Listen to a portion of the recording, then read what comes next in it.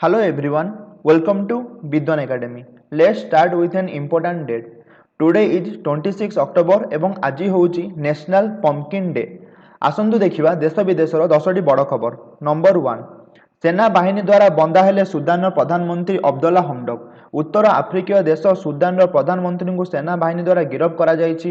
ସୋମବାର ସେନାର ଶତାଧିକ ଅଧିକାରୀ ଓ ଯବାନ ସୁଦାନର ପ୍ରଧାନମନ୍ତ୍ରୀ ଅବଦୁଲ୍ଲା ହମଡକଙ୍କୁ ଗିରଫ କରିଥିବା ଜଣାପଡ଼ିଛି।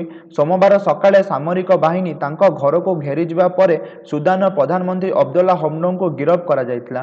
ପରିବାର ସୂତ୍ରରୁ ପ୍ରକାଶ ଯେ ସୋମବାର ଦିନ ଏକ ସାମରିକ ବାହିନୀ ପ୍ରଧାନମନ୍ତ୍ରୀଙ୍କ ଗଣମାଧ୍ୟମ ପରାମର୍ଶଦାତାଙ୍କ ଘରେ ପଶି ତାଙ୍କୁ ଗିରଫ କରିଥିଲା।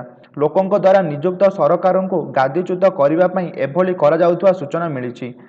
ନମ୍ବର 2, ନିଟ୍ ପିଜି କାଉନସେଲିଂ ସ୍ଥଗିତ ରଖିବାକୁ ନିର୍ଦ୍ଦେଶ ଦେଲେ ସୁପ୍ରିମକୋର୍ଟ। ନିଟ୍ ପିଜି କାଉନସେଲିଂ ସ୍ଥଗିତ ରଖିବାକୁ ନିର୍ଦ୍ଦେଶ ଦିଆଯାଇଛି। ସ୍ଥଗିତ ରଖିବାକୁ କେନ୍ଦ୍ର ସରକାରଙ୍କୁ ନିର୍ଦ୍ଦେଶ ଦେଇଛନ୍ତି ସୁପ୍ରିମକୋର୍ଟ। ଓବିସି ଓ ଇଡବ୍ଲ୍ୟୁଏସ୍ ଇକୋନୋମିକାଲି ୱିକର ସେକ୍ସନ ସଂରକ୍ଷଣ ବୈଧତାକୁ ନେଇ ପ୍ରଶ୍ନ କରାଯାଇଛି। ସର୍ବଭାରତୀୟ କୋଟାରେ ସଂରକ୍ଷଣ ନେଇ ସରକାର ନିଷ୍ପତ୍ତି ନେଇଥିଲେ। ଏନେଇ କୋର୍ଟଙ୍କ ନିଷ୍ପତ୍ତିକୁ ଅପେକ୍ଷା କରିବାକୁ ସୁପ୍ରିମକୋର୍ଟ କହିଛନ୍ତି। ପରବର୍ତ୍ତୀ ଆଦେଶ ଆସିବା ପର୍ଯ୍ୟନ୍ତ କାଉନସେଲିଂ ବନ୍ଦ ରହିବ ବୋଲି କୋର୍ଟ ନିର୍ଦ୍ଦେଶ ଦେଇଛନ୍ତି।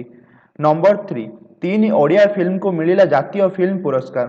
ଦିଲ୍ଲୀ ବିଜ୍ଞାନ ଭବନରେ ଅନୁଷ୍ଠିତ 67ତମ ଜାତୀୟ ଫିଲ୍ମ ପୁରସ୍କାର ଉତ୍ସବରେ 3 ଓଡ଼ିଆ ଫିଲ୍ମକୁ ଜାତୀୟ ପୁରସ୍କାର ମିଳିଛି। ଓଡ଼ିଆ ଫିଲ୍ମ ସଲା ବୁଢ଼ାର ବଦଲା ଓ କାଲିର ଅତୀତକୁ ପୁରସ୍କାର ପ୍ରଦାନ କରାଯାଇଛି। Best art and culture film ଭାବେ ଶ୍ରୀକ୍ଷେତ୍ରରୁ ସାହି ଜାତକୁ ଜାତୀୟ ଫିଲ୍ମ ପୁରସ୍କାର ହାତେଇଛି। ଉପରାଷ୍ଟ୍ରପତି ଭେଙ୍କୟା ନାଇଡୁ ଏହି ପୁରସ୍କାର ପ୍ରଦାନ କରିଛନ୍ତି। ବଲିଉଡର ଭର୍ସାଟାଇଲ୍ ଅଭିନେତା ମନୋଜ ବାଜପେୟୀଙ୍କୁ ଶ୍ରେଷ୍ଠ ଅଭିନେତା ଓ କଙ୍ଗନା ରାଣାୱତଙ୍କୁ ଶ୍ରେଷ୍ଠ ଅଭିନେତ୍ରୀ ରୂପେ ପୁରସ୍କୃତ କରାଯାଇଛି। ବଲିଉଡ ଦିବଂଗତ ଅଭିନେତା ସୁଶାନ୍ତ ସିଂ ରାଜପୁତଙ୍କ ଫିଲ୍ମ ଛିଛୋରେକୁ ଶ୍ରେଷ୍ଠ ହିନ୍ଦୀ ଚଳଚ୍ଚିତ୍ରର ପୁରସ୍କାର ମିଳିଛି।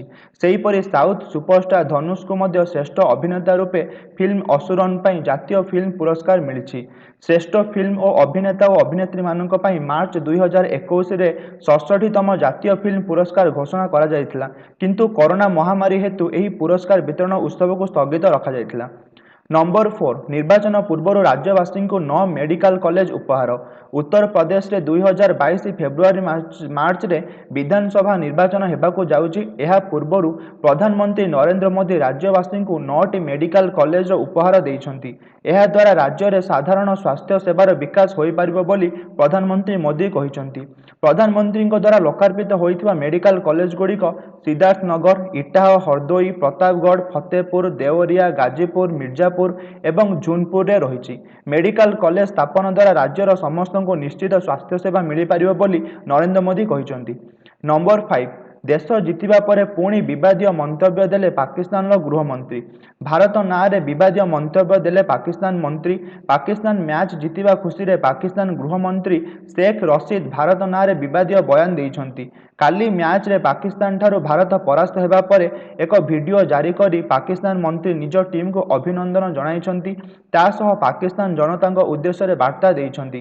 କେବଳ ସେତିକି ନୁହେଁ, ଭାରତ ମୁସଲମାନମାନଙ୍କୁ ସେ ଏକ ଅଦ୍ଭୁତ ମନ୍ତବ୍ୟ ଦେଇଛନ୍ତି। ସେ କହିଛନ୍ତି ଯେ ଭାରତର ମୁସଲମାନମାନଙ୍କର ସହ ପାକିସ୍ତାନ ପ୍ରତି ସମ୍ପର୍କ ଅଛି ଏବଂ ପାକିସ୍ତାନ ଟିମ୍ ଜିତୁ ବୋଲି ସେମାନେ ଚାହୁଁଥିଲେ। ଅନ୍ୟପଟେ ଭାରତ ସହ ବିଶ୍ୱର ସମସ୍ତ ମୁସଲମାନମାନଙ୍କ ଆବେଗ ପାକିସ୍ତାନ ଟିମ୍ ସହ ଥିଲା ବୋଲି ସେ କହିଛନ୍ତି। ପାକିସ୍ତାନର ଜିତ୍ ମୁସଲମାନମାନଙ୍କର ଜିତ୍ ବୋଲି ସେ କହିଛନ୍ତି। ନମ୍ବର 6, ଜାତୀୟ ଓପନ ଜାଭଲିନ୍ ଥ୍ରୋ ଚମ୍ପିଆନସିପ୍ରେ ବାଜି ମାରିଲେ ଓଡ଼ିଶାର କିଶୋର। ନୂଆଦିଲ୍ଲୀର ଜବାହରଲାଲ ନେହେରୁ ଷ୍ଟାଡିୟମରେ ଅନୁଷ୍ଠିତ ତୃତୀୟ ଜାତୀୟ ଓପନ ଜାଭଲିନ୍ ଥ୍ରୋ ଚମ୍ପିଆନସିପ୍ରେ ବାଜି ମାରିଛନ୍ତି ଓଡ଼ିଶାର କିଶୋର କୁମାର ଜେନା।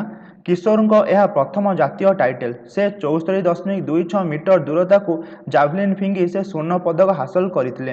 ରାଜସ୍ଥାନର ହରିଶ କୁମାର ଏବଂ ଦିଲ୍ଲୀର ବିପିନ କିଶନ ଯଥାକ୍ରମେ ରୌପ୍ୟ ଏବଂ ବ୍ରୋଞ୍ଜ ପଦକ ଜିତିଥିଲେ।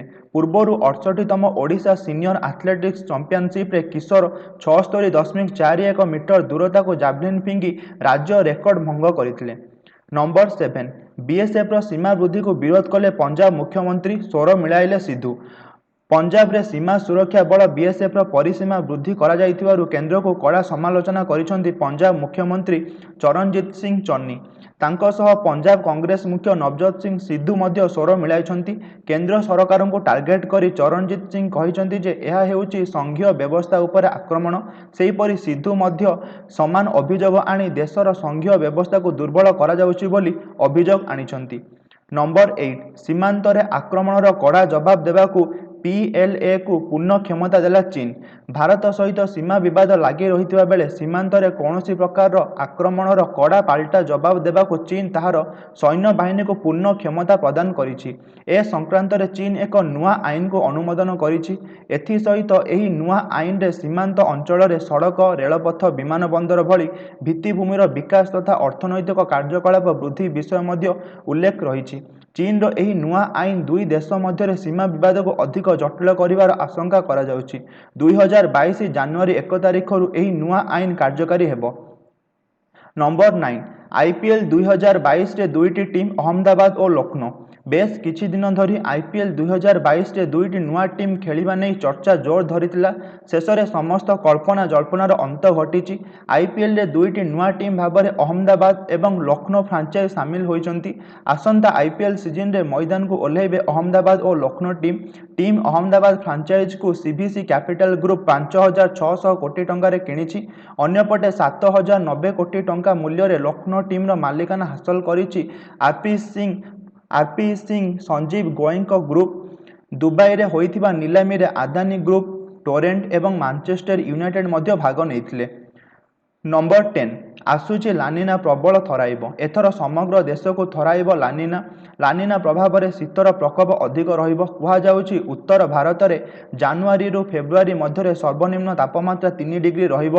प्रशांत महासागर ऋतुकालीन सृष्टि हेउथिबा शीतल वायु लानिन कुहा जाए, जहाँ समग्र विश्व को प्रभावित करिथाए। गत किछि सप्ताह मध्य भारत में पाणीपागर जटिल परिस्थिति देखा देइछि।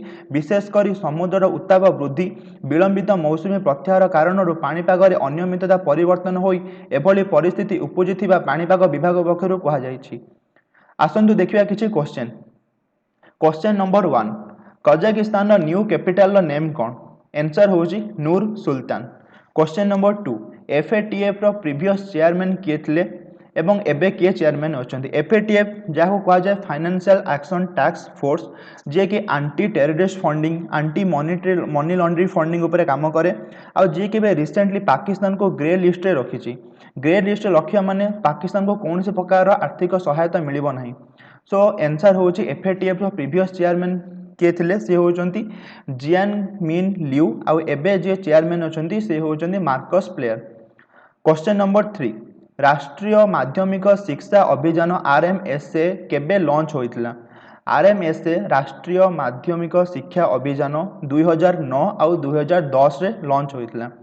Question number 4 what is the full form of UNFCCC? The full form of UNFCCC is United Nations Framework Convention on Climate Change.